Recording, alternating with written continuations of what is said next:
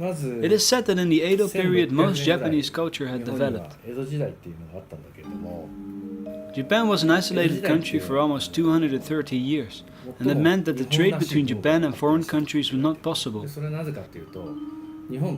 Some people would even compare Japan with the Galapagos Islands.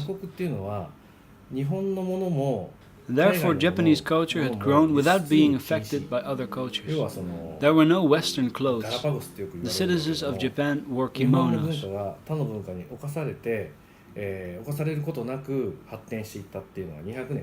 The Edo period ended and the Meiji period began.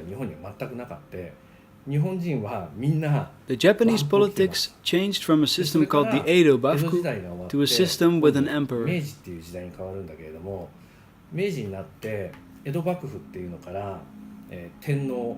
The emperor started to involve Western culture in Japan. It gradually became accepted to wear Western clothes.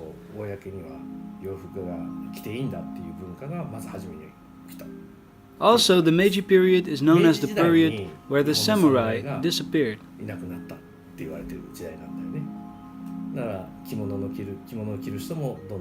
The amount of people wearing kimonos decreased.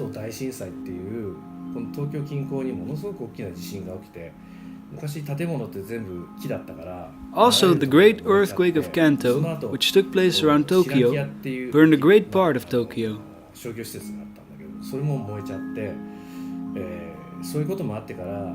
And after all that, people started realizing that Western clothes were more functional than kimonos for fleeing from a situation like earthquakes.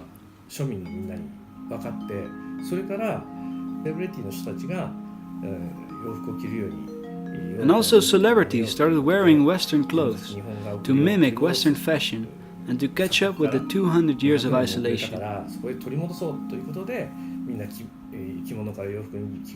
People started to encourage each other to wear Western clothes, but it was not that simple because Western clothes were expensive. And yet, because of fires and earthquakes, people thought they could not flee without Western clothes. So the lower class started wearing Western clothes, and the Westernization of Japan gradually took over. After getting to know the history of traditional Japanese clothes, I tried to shift my focus to Western clothes. To get an insight into Western clothes in Japan, I traveled to Mr. Takahashi, the director of Tailor Ginza Takahashi. His shop was founded 128 years ago and is the most historical men's tailored suit shop in Ginza. With a cup of coffee, we proceeded our conversation while I was taking a look at the inside of the shop. The place where gold coins were made was in Nihonbashi, where the National Bank of Japan is located this day. Gold coins were made there, and Ginza was the place where silver coins were made. From that the name Gin, meaning silver, and Sa, meaning coin, had been created. In the Edo period, Ginza was a city of craftsmen. Ginza was divided into multiple cities based on the craft that took place there. There were different cities with different names. That gradually changed and the present Ginza appeared. That took place around the Great Kanto earthquake, where everything of Ginza was burned down.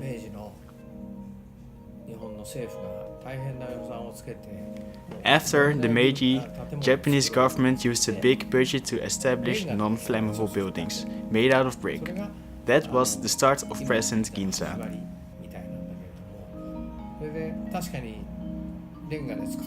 The city made of brick was built.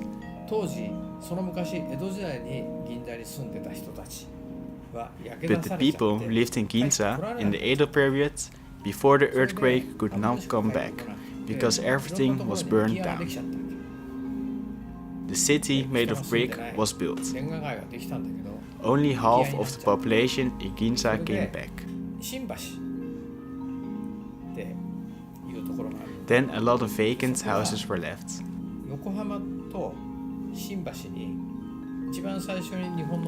In addition, between Shimbashi and Yokohama, the first train of Japan was constructed. Yokohama was the first place where foreigners would arrive first with information about foreigners' clothing and goods.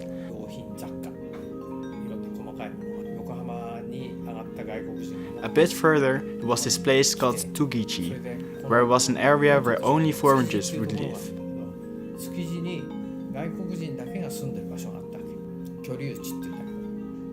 The foreigners would travel to Tsukiji with their information. That was then seen by the merchants of Ginza.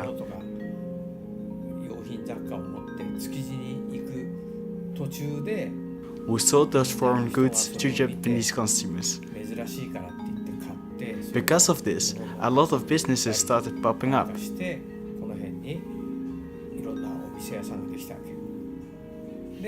Information arrived so fast in Ginza that Ginza started to develop.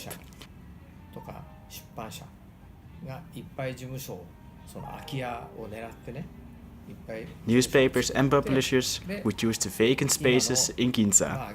Then the city of Ginza had become the starting point of culture. The kimono is made to fit Japanese people the best. Western clothes are made to be fitting for Western people. So when a Japanese person wears suits, it is pretty difficult to look cool.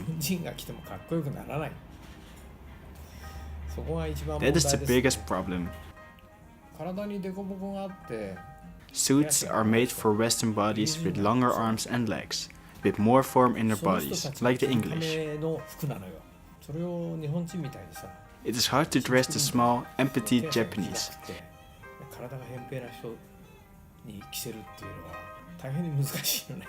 It's easy to let them put it on, but it's not easy to make it suitable. Our products have no trends. Not like Armani, Hermes or Gucci. The ready-to-wear clothes which have different trends. The suits that we make do not differ from the suits that we made a decade ago and will not differ from the suits that we will make from a decade from now. The suits that we make have not changed.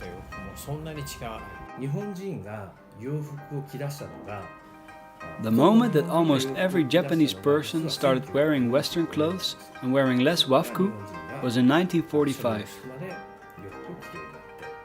In the Pacific War, people were poor and people started wearing distribution clothes. For men, national clothing, also known as military clothing, and for women, the monpe, a Japanese-like clothing with cuffed cuffs for easy movement. After the war had ended, Westernization increased even more.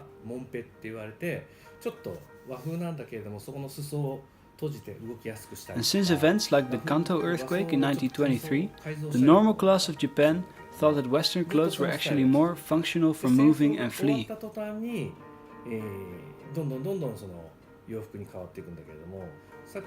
What that means is that people thought about Western clothing to be more compatible, even before the wars, and were wearing Western clothes already.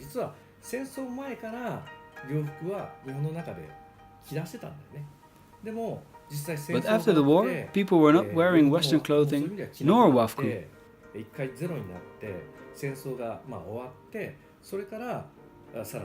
Even more information about foreign countries entered the country.